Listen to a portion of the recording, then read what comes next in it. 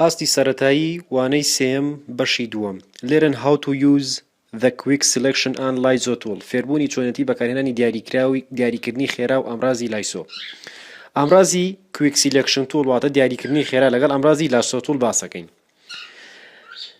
لە یەکەم شوێنە ئەو لایەرە دیاریەکەین کە ئەمانەوێت ئەگەر مڵتی لایر بوو و ئەگەر فرە لایریش بوو تەنها ئەو لایەرە دیاریەکەین کە ئەمانەوێت پاشان چنە سەر quick selection tool. quick selection tool quick selection tool بەڵێ کاری زۆری پێەکرێت.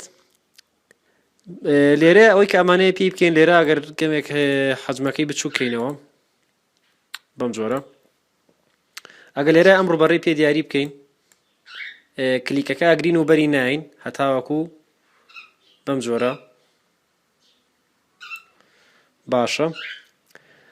بۆ subtraction selection tool ئەتوانی لە ئۆپشن بار لێرە یاواتە بۆ کەمکردنەوە یان بۆ زیادکردنی ئادین توڵ یان بە شێوەیەکی کە ئەگەر لێرەیە بڵین لە ئادین توڵایە خۆی بمانەوێ بیکەین بە subtraction tool بێ ئەوەی بچینەوە سەرە 5 لەسەر دوگمەی ئۆڵدانین زایدەکای بە ناقص بەو جۆرە وەکە کاتێ پەنجەمان لەسەر ئۆڵلا بردەوە ئەبێتەوە بە زاید و زیایەکاتەوە.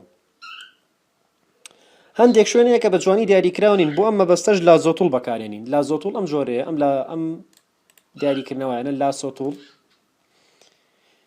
بۆ ئەم مەبەستە لە ئۆپشن بارە لە بای دیفۆڵ لایەبین لەبەرەوەی ئەگەر بە بای دیفۆڵ بەکاری برین هەمووی کە دیاریمان کردووە لایەباتەوە. بەڵام ئەگەر بە بیگۆڕین بۆ ئادین توڵ ئەوە ئەو ناوچانە دیاریەکە کە دیاریمان نەکردو بۆ نمونە لێرەیە ئەم بەشە دیاری نەکراوە بەم جۆرە کلیکەکە ئەگرین و بەری ناین بەم جۆرە ئەم بەشەش چووە سەر ئەو. یان لێرەیە ئەگەر بمانەوێت لای بەرین بۆ نمونە ئەم بەشە ئەگەر 5 لەسەر ئۆڵدا بنین بە هەمان شێوە چێتە سەر subtraction tool واشتوان لێرەوە دیاری بکەین بەم جۆرە ئەمانەوێت ئەم بەشەی کە دیاریکراوە لای بەرین بەم جۆرە